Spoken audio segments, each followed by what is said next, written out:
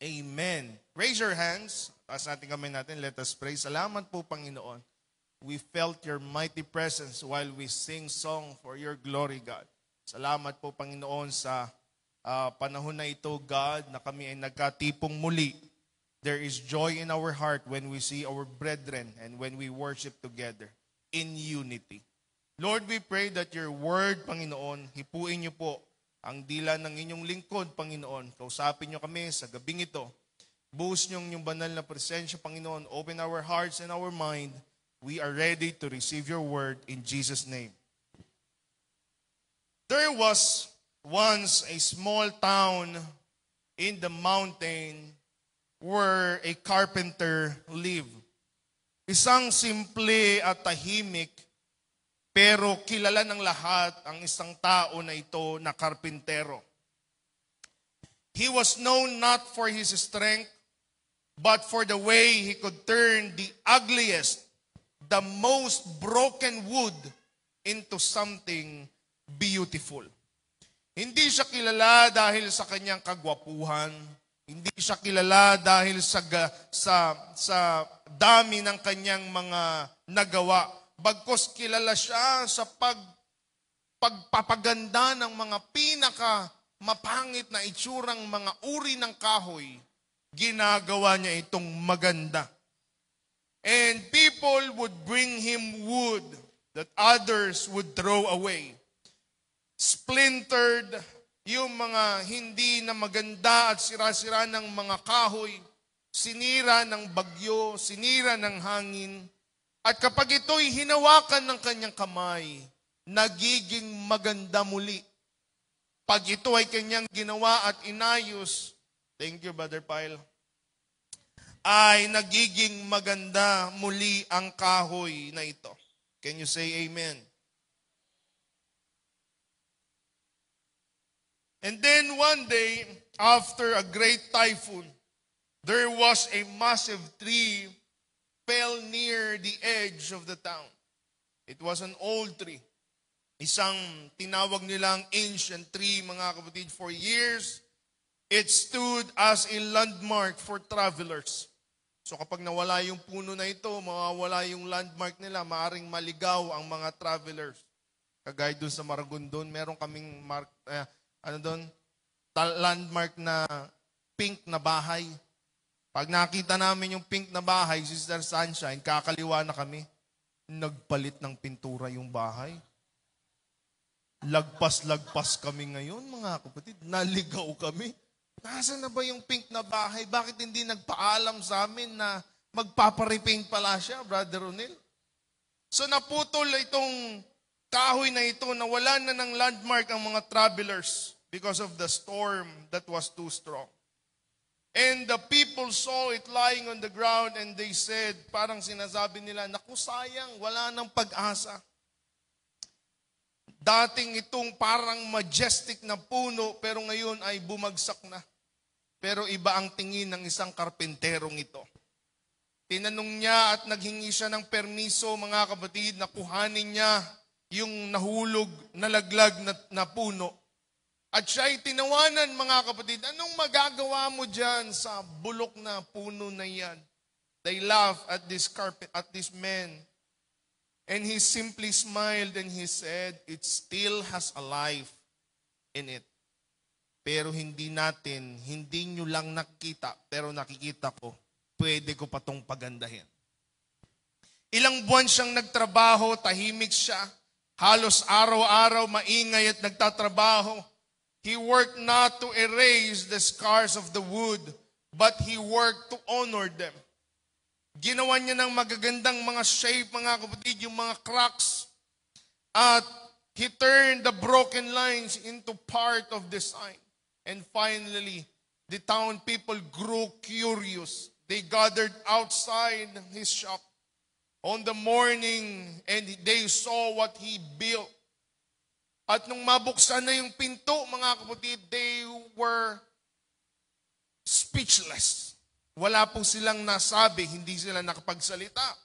And then the carpenter had crafted from the fallen tree to a wooden cross.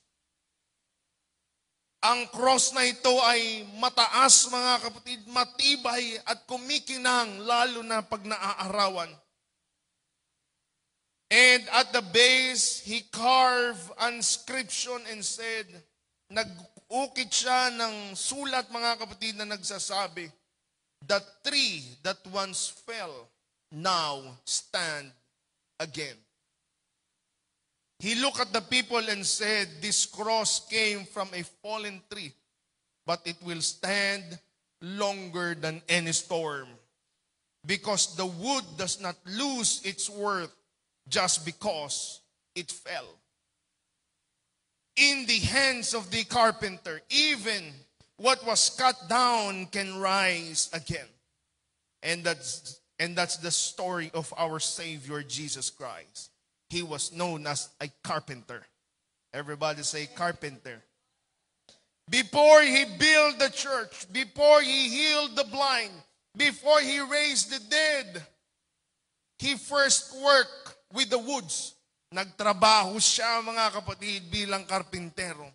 Hindi po aksidente na siya ay naging karpintero. Because from the beginning, God's story was already written in wood. He looked the wood of a fallen world and made it structure for our redemption. Binago niya, mga kapatid, yung patay na puno, ginawa niya ng buhay upang tayo ay magkaroon din ng buhay muli. So when people ask why was Jesus a carpenter?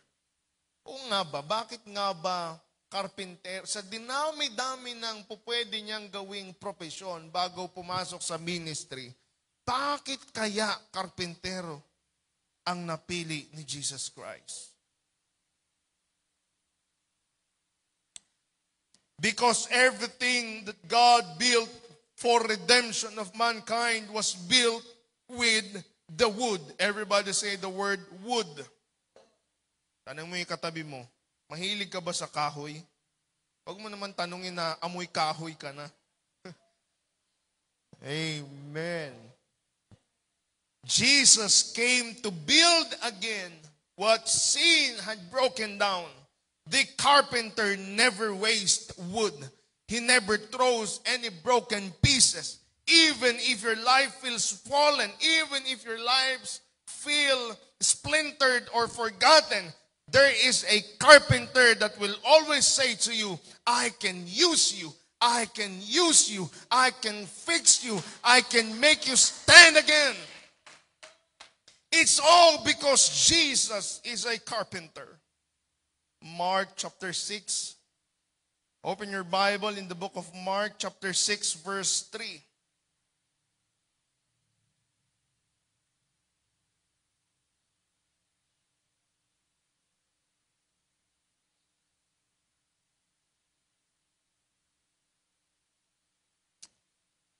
Is not this the carpenter, the son of Mary, the brother of James, and Joe, and Jose, and Judah, and Simon? And are not his sisters here with us? And they were offended at him. Is not this the carpenter? Patanong. Before he ever performed miracles, Jesus was known by his earthly passion or profession, which is a carpenter. Hindi po aksidente na naging karpentero si Jesus Christ. The one who built the earth chose to be a builder of wood. When people saw him, they saw only a carpenter of Nazareth. Pero hindi nila na-realize, mga kapatid, na itong taong ito na pinili maging karpintero, mga kapatid, ay ito yung lumikha ng lahat ng bagay na nakikita natin. He was not just building tables. He was not just building chairs. He was not just building furnitures. He was not just fixing broken woods. He was shaping our life. He was shaping our destiny. He was fixing our broken lives.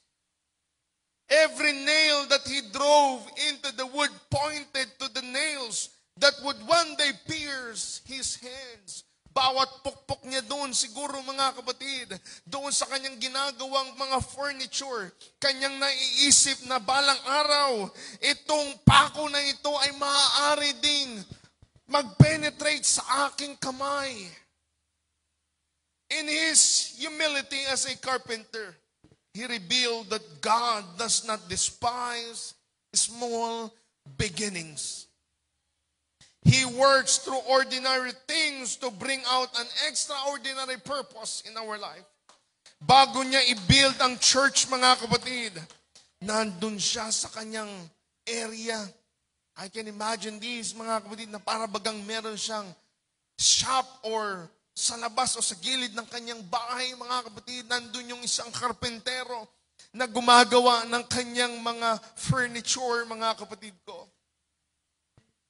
Because every master builder starts by learning how to handle the tools of patience, how to handle the tools of obedience, which is why we declare this afternoon that the carpenter is still building my life today. That what others call ordinary, God calls it preparation. We declare that Jesus is our master builder. He is rebuilding our broken heart. He is rebuilding our broken family. He is rebuilding our broken dreams. Every unfinished area in our lives will be completed by the hands of our carpenter. Clap your hands to our great and mighty builder.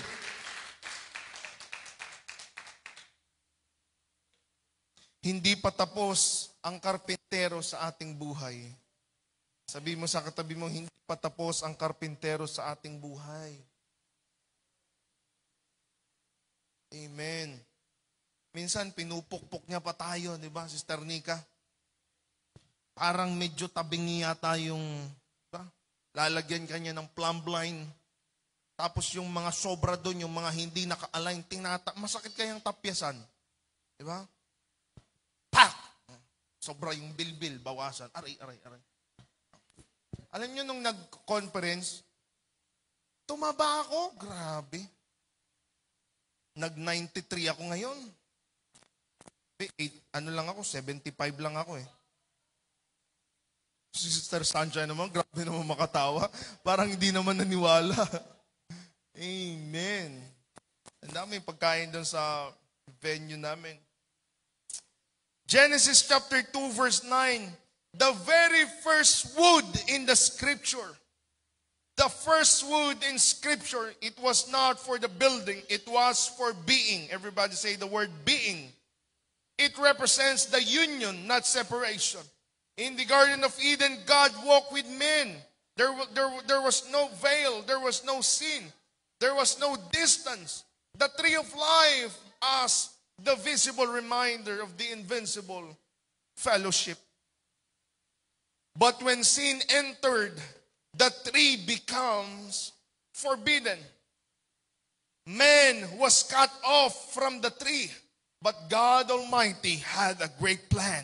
The carpenter would one day come to restore the mighty tree of life through another piece of wood, which is the cross of Calvary. The tree of life is not lost. Ni-restore ito ng ating Panginoong Heso Kristo. Yung kasalanan, gusto niyang tanggalin ang tree of life na ito, pero ni-restore ito sa pamamagitan ng ating dakilang karpintero. Every place of separation in our lives will become the place of reunion with God. The cross is the ultimate wood that gives life. It heals every wounds. It restores every broken relationship. The carpenter is making way for us to walk with God again, freely and without fear. In Genesis chapter 6, verse 14, there was another wood in the time of Noah. It was made of the gopher wood. Ang mundo natin, mga kapatid, ay punong-puno ng kasalanan, punong-puno ng korupsyon, punong-puno ng makasariling agenda, mga kapatid. Pero merong good news dahil ang ating karpentero ay gumawa ng isang malaking arka, mga kapatid, wherein people were saved during the times of Noah. The ark represents the Christ, that every believer must be inside the creation of the carpenter. Ang gawa ng arka na ito, mga kapatid, ay nag-survive through the storm. God saves through what He designs. What the carpenter builds, there will be no storm that can destroy what he builds. Which is why we declare today, mga kapatid, that the same carpenter who built the Noah's Ark is building your life. He is shaping your destiny. He is trying to restore your broken family and broken life, mga kapatid. At walang flood, walang trial, walang anumang dilubyo na pwedeng humarang at makasira sa bagay na ginawa ng ating dakilang karpentero. In other words, we are the vessels of God's grace. Lumulutang, mga kapatid, yung arka na ito. At hindi siya kayang sirain ng malalakas na hangin at malalakas na ulan. The carpenter is still building vessels. The carpenter is still shaping, building, fixing lives even in our time. You are His masterpiece. Naniniwala ba kayo, mga kapatid, na mukha tayong hindi tayo mukhang kahoy. Tayo ang masterpiece ng Panginoon. Amen. And in Genesis chapter 8, also in Exodus chapter 27, when Noah and Moses built an altar of wood, it is so-called the place of sacrifice, the place of worship.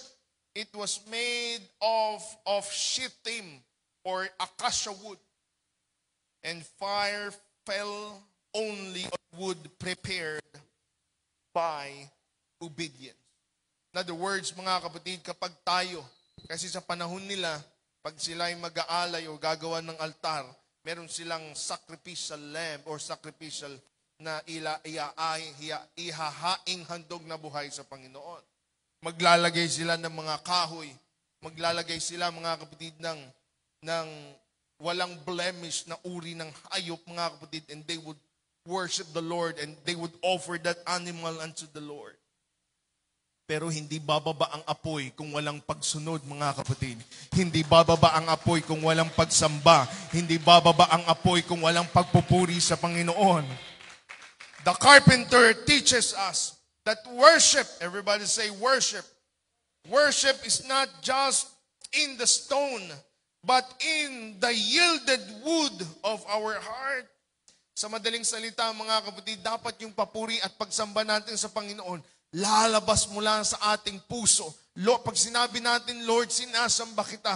Pag binuka mo na yung bibig mo, mga kapatid, kahit na minsan may kapaguran tayo, kahit na minsan may mga ginagawa tayo, mga kapatid, meron tayo, yung utak natin preoccupied ng mga bagay-bagay sa mga responsibilities natin sa bahay, responsibilities natin sa trabaho, sa ating mga anak. But when you open your mouth and you start worshiping the Lord, it comes from the pure heart.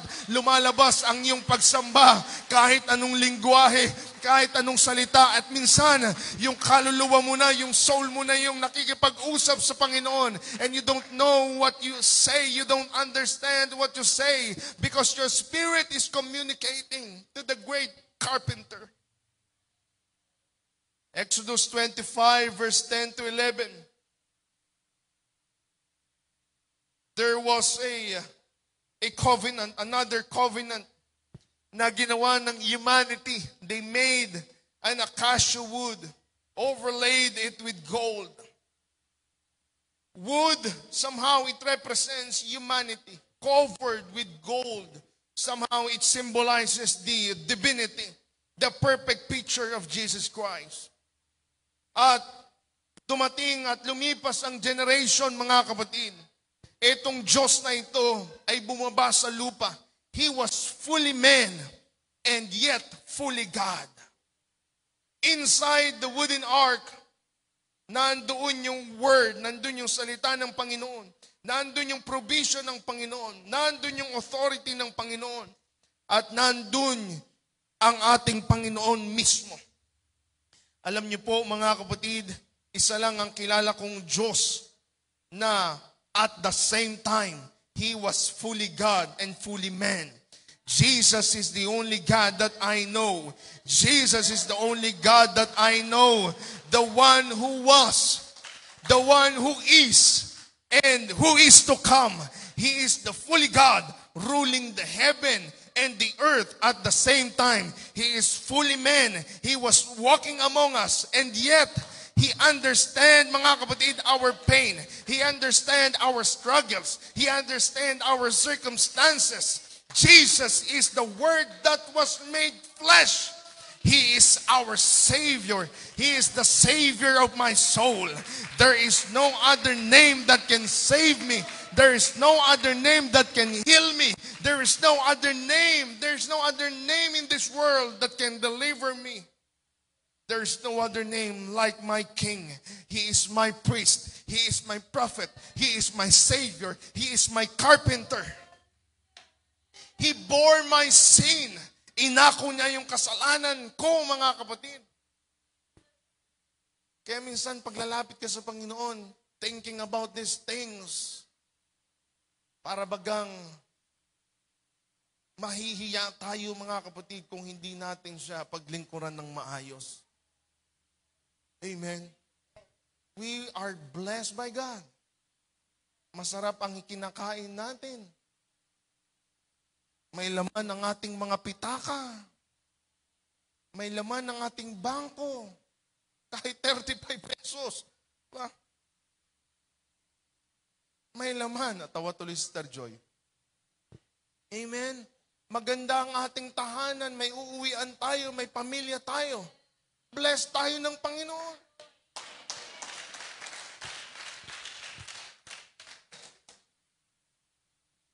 Hallelujah. He bore our sin. He carried my shame. He conquered death for us. Every chain, every sickness, every oppression must bow down to that name. Jesus is the God of my life. Jesus is man with my heart. And Jesus is Lord over all creation. No one can compare. No one can substitute. He alone is worthy of our worship and praise. And there was another wood in the table of showbread. In Exodus 25 and 26, communion happens at this wood, the wooden table. Christ is the bread of life. It was served on the table of humanity. At dahil dito nagkakaroon ng fellowship between God and man through the hands of the carpenter. And in that tabernacle, mga kapatid, nandoon merong boards of the tabernacle, the boards of the shittim wood. It stands upright in the book of Exodus 26 verse 15. In Numbers 17 verse 8, yung rod ni Aaron, mga kapatid, that the dead wood that lives again. It was a lifeless rod, budded, blossomed, and bore fruit. But when the carpenter touches what is dead, there will always be a resurrection that will happen.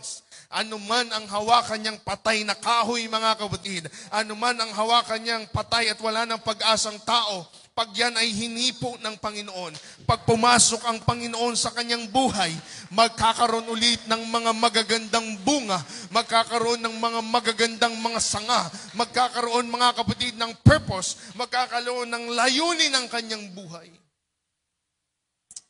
Jesus worked with wood before He worked miracles. Mark chapter 6 verse 3. He shaped wood before He shaped our hearts. He learned how to carry. Alam niyo ang bigat ng mga beam, yung mga kahoy na malalaki.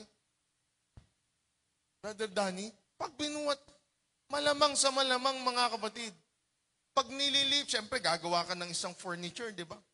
Lilipat mo yung isang kahoy. Siguro mga kapatid, tinatry o binubuhat talaga ni Jesus Christ. Ibig sabihin, prepared siya doon sa krus ng Kalbaryo. Kayang-kaya niyang buhatin yung ganitong kabibigat na mga beam, mga kapatid. He learned how to carry beams before he carried the cross. In every nail, every cut, lahat ng ginawa sa kanya, mga kapatid, kinurunahan siya ng tinik for our redemption. Each piece he built pointed to what he would build in the Spirit. Lahat ng ginawa niya, mga kapatid, tumutukoy ito sa gagawin niya at ibibuild niya sa future, which is the church. The carpenter's hand that held tools in the Nazareth would later be nailed to the wood in Calvary. The carpenter is still working on you and me. The carpenter is still working on you and me. Every cut, every shaping. Ikaw nga minsan, mga kapatid, magbuhat ka lang ng mga materyales, masusugatan ka talaga eh. Diba? Mag-aakyat ka, magbubuhat ka lang ng mga, gagamit ka lang ng mga tools mo, hindi maiwasan. Papako ka, masusugatan ka talaga. Amen. Kaya, I can imagine this, mga kapatid, while Jesus was doing something, siguro habang nagpupukpok siya, mga kapatid, habang nagpuputol siya ng mga kahoy, baka nasugatan siya, mga kapatid, at ina-assume niya yung pakiramdam kung paano masugatan, paano matusok ng pako para sa kaligtasan ng buong katauhan. Amen. Ganyan tayo kamahal ng dakilang karpentero. Amen. The carpenter's masterpiece is you and me. The tree of life became the tree of death. But through the death of Jesus Christ, the great carpenter, nabuhay muli ang namatay na punong ito. Galatians, sabi ni Paul, Galatians chapter 3 verse 13, cursed is everyone who hangs on the tree. The carpenter died on the very material that he once was shaped. Yung bagay o yung cross na ito, mga kapatid, marahil gumawa na si Jesus Christ during his time. The cross is where the carpenter finished his greatest work. And he took the wood of the curse and turned it into the wood of salvation. Yung kahoy na sinumpa sa Garden of Eden, mga kapatid. Yung kahoy na naging dahilan ng kasalanan ng buong katauhan sa panahon ni Eva at Adan. The same wood that was used by God to redeem us from our sins. Parehas na kahoy na ginamit ng Diyos, mga kapatid, para magkaroon tayo ng kaligtasan. Hindi ba tayo nagagalak, mga kapatid, dahil binigyan tayo ng kaligtasan ng ating Panginoon? Hallelujah! There was a moment in Acts chapter 27 nung nagmi-missionary si Paul, missionary journey ni Paul, mga kapatid. Nagkaroon ng shipwreck sa Malta. Nasira, mga kapatid, ang kanilang sinasakyan. Even broken pieces of wood saved people from drowning. At dahil dito, mga kapatid, ang nagligtas sa mga kasamahan ni Paul ay yung mga sira-sirang mga kahoy. Kaya mahalaga o importante ang mga kahoy dahil yan ay gagamitin ng Panginoon. Sabihin mo sa katabi mo, kahoy ka ba? Alam ni Brother Mark na sasabihin ko. The carpenter still uses splintered, broken, yung mga sira-sira ng mga kahoy. Amen. Hindi po yan nasasayang sa kamay ng Panginoon. Nothing is wasted in the hands of God. Revelation 22 verse 2, the story begins and ends with the tree. The tree of life that was lost in the book of Genesis returns in the book of Revelation. the eternal masterpiece, the eternal masterpiece of the great carpenter. The redeemed will live forever under its shade. From tree to tree, from wood to wood, from Eden to Calvary, it's all because Jesus is a carpenter. The same hands that builds tables in Nazareth is also the same hands who builds bridges of salvation to humanity. Every piece of food in the Bible na para bagang tumuturo o tumutukoy, mga kapatid, sa isang mensahe that the carpenter has come and he is building eternity with us. Which is why we come to the Lord tonight, mga kapatid. Lord Jesus, as a master carpenter, build in me what was broken. Build in me, shape in me what was shattered, and finish in me what you have started. Mula sa puno ng kasalanan, mga kapatid, hanggang sa puno ng buhay na walang hanggan. Ang storya ng Panginoon sa ating mga buhay, mga kapatid, hindi pa siya tapos. Sinusulat niya pa lang, nakaukit na, mga kapatid, at alam na ng Panginoon ang ating pupuntahan because He gave His life for us.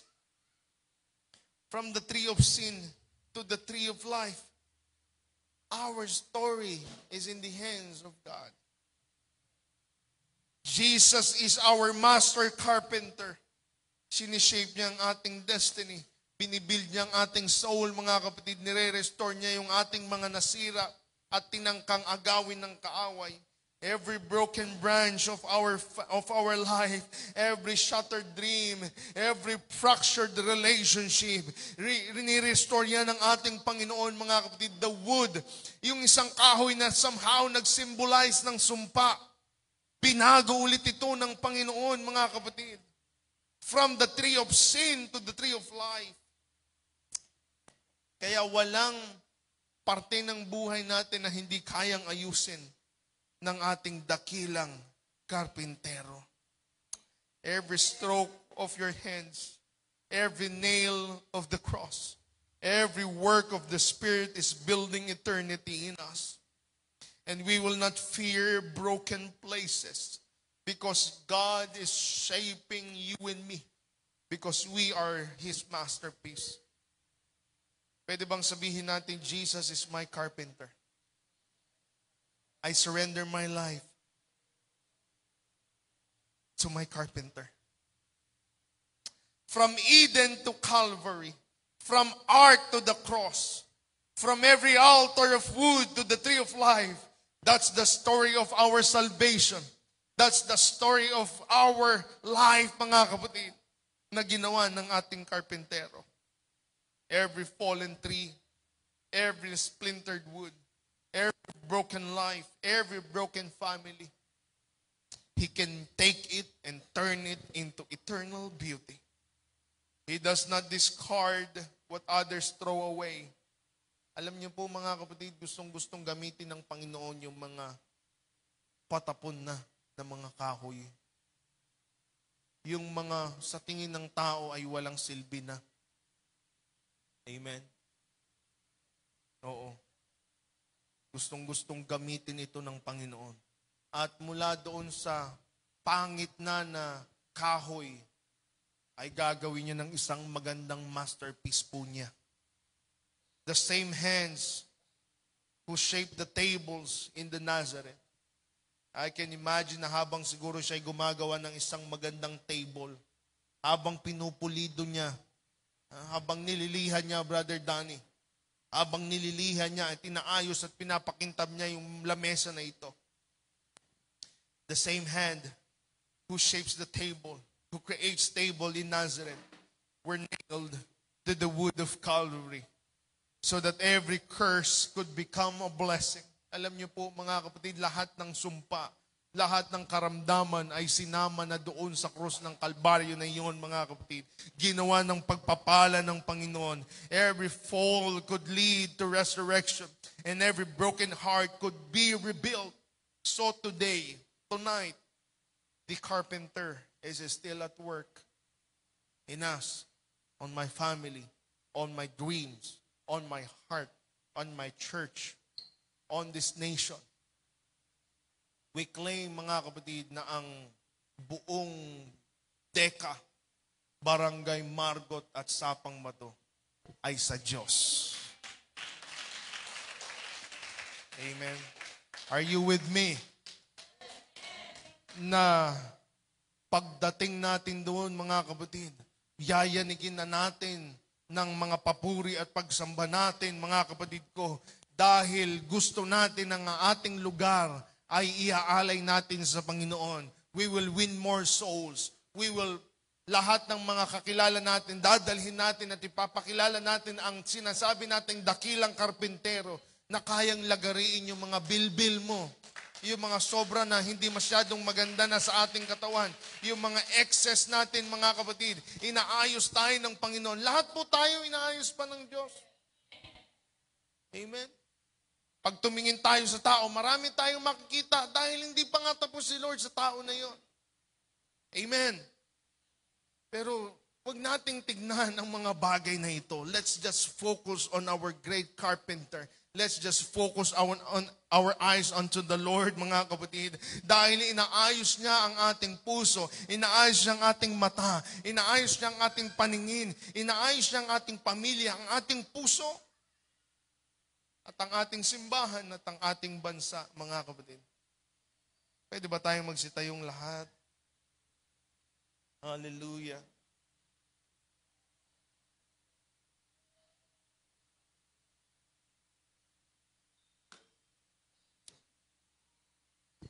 Can you raise your hands to the Lord?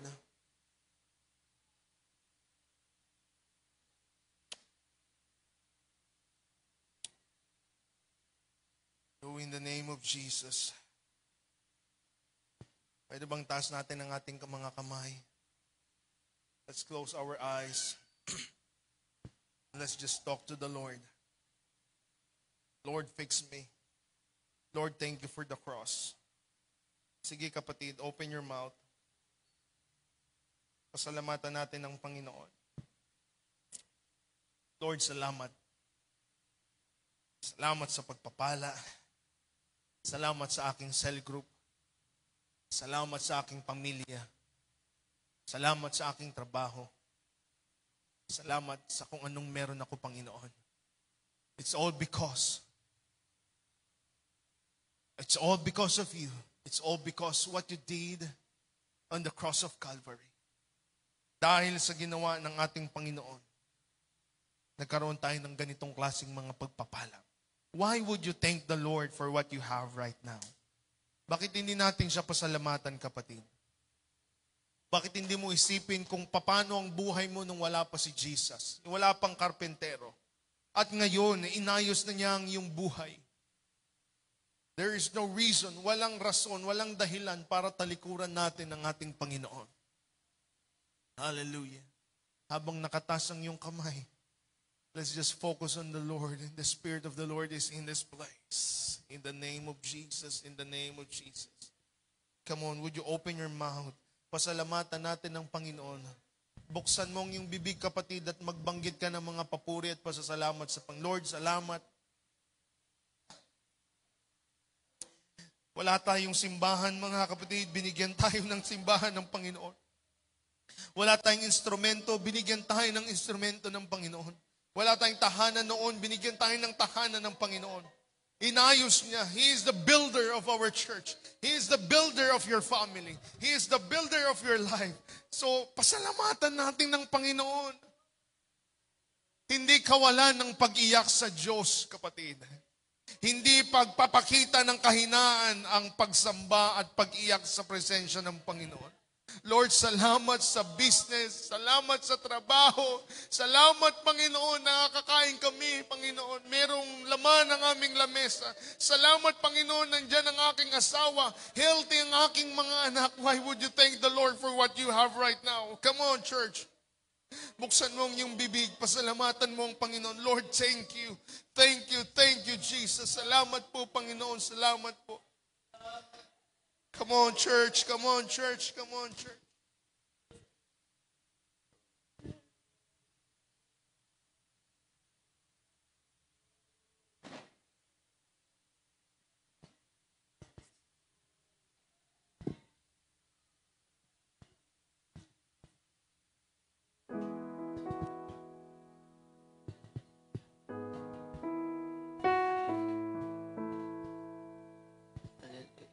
Let's express our thanksgiving to the Lord.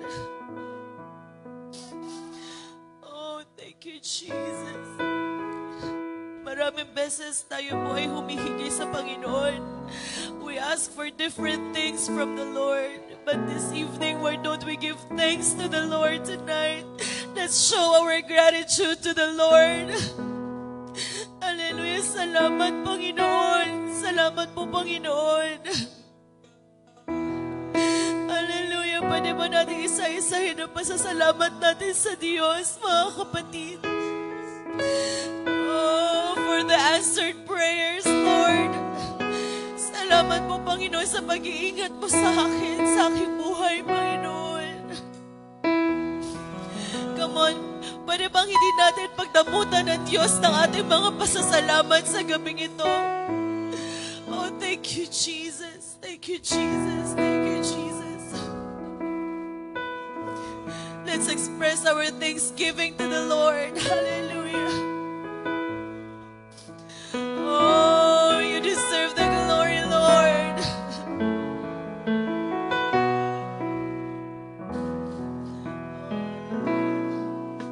Salamat sa dakila mong pag-ibig. Salamat sa pag-iakap mo, Ama. Ang presensya mo, ang ninanais ko, ang puso ko ay para lang sa'yo. Salamat sa dakila mong pag-ibig. Salamat sa pag-iakap mo, Ama. Ang presensya mo, ang ninanais ko, ang puso ko ay para lang sa'yo. Nararapat ka sa papuri, luwalhati at pagsamba. Jesus, ika'y dakila.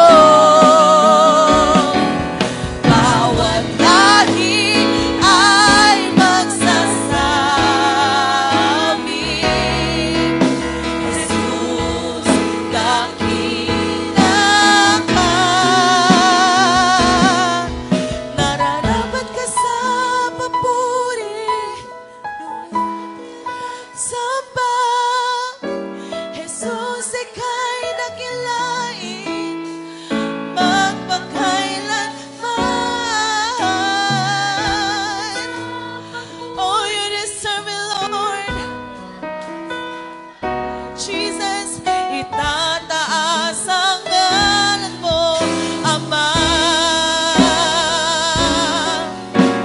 Itataas ang ngalan mo, Ama. Itataas ang ngalan mo, Ama. Oh, somebody clap your hands to Jesus, my Savior, my King. Hallelujah. We praise your name, Lord. We praise your name, Jesus. Salamat po, Panginoon. Salamat po, Panginoon. Hallelujah, hallelujah, hallelujah. Come on, lift your hands to Jesus. Hallelujah, hallelujah, hallelujah, hallelujah. Praise God, praise God, praise God. Oh, thank you, Jesus. Salamat sa salita ng Diyos sa hapong ito, mga kapatid. He is not yet done with us. Hindi pa po tapos ang Diyos sa ating mga buhay. Hallelujah, hallelujah. He has greater plans for us, for you, for your family, for our church, mga kapatid. Only and only kung tayo po'y papayag na tayo ay baguhin at ayusin ng Panginoon. Hallelujah. Salamat sa Panginoon. Minsan pa natin purihin ang Diyos. Purihin natin ang ating Panginoong Jesucristo, mga kapatid. Let's close our service with prayer. Yumuko tayo at manalangin, mga kapatid. Panginoon, marami pong salamat, O God. Hallelujah, hallelujah, hallelujah. Oh, our thanksgiving is not enough. Ang salitang pasasalamat ay hindi po sapat, Panginoon. You have been great to us, Panginoon. Hindi pa man namin hinihingi. Inaayos niyo na, Panginoon, ang aming mga future, ang aming mga hinaharap, oh God. What a great God that we serve. What a great God we serve. Oh, hallelujah, hallelujah, hallelujah. Salamat, Panginoon, for everything that you are doing to us, oh God. We are here because of you, Panginoon. Hallelujah. We are here in this state. It is part of our lives, of our service. It's all because of you, Jesus. Sinamahan mo kami sa aming mga pangangailangan. Sinasamahan niyo kami, Panginoon, sa kahirapan ng aming buhay hanggang sa mga katagumpayan, Panginoon. You are with us, oh God. Hallelujah. Hindi mo kami iniwanan, Panginoon. Hallelujah. Hallelujah. Knowing, Panginoon, na kayo ay kasama namin sa lahat ng parte ng aming buhay, ay kumpleto po kami, Panginoon. Salamat, Panginoon, sa inyong pag-ibig. Salamat sa inyong kaluwalhatian. Salamat sa iyong faithfulness sa aming buhay, Panginoon. Hallelujah. Turuan mo kami, Panginoon, na magkaroon ng grateful heart, Panginoon, sa aming po paglilingkod sa inyo. Matuto kaming magpasalamat sa inyo, God, sa inyong kadakilaan, Panginoon. Hallelujah. Hallelujah. Ang aming small beginnings, Panginoon, hallelujah, ay ito po, ay inyo pong kinakasihan, oh God. Salamat, oh God. Hallelujah. We are claiming more blessings for our church, for each and every one of us, Lord, for each family in this church. Gamitin niyo kami, Panginoon. Hallelujah. Hallelujah. Na amin po magampanan ang aming purpose sa mundong ito. Salamat sa panibagong simula. Salamat, Panginoon, sa panibagong porte ng aming pong buhay, oh God. We give you the glory in Jesus' name. Amen and amen. Praise the Lord. Hallelujah. Magkamayan tayong lahat, mga kapatid. Magkamustahan po tayo bago po tayong umuwi. Mag-ingat po tayo. Wednesday po, tuloy ang ating mentoring, mga kapatid. Thursday and Friday, tuloy-tuloy po ang ating mga gawain. Ganun din sa Sabado, meron po tayong rehearsals for our 8th year anniversary. God bless us all. Mag-ingat po tayo sa pag-uwi. Pagpalain po tayo ng Panginoon.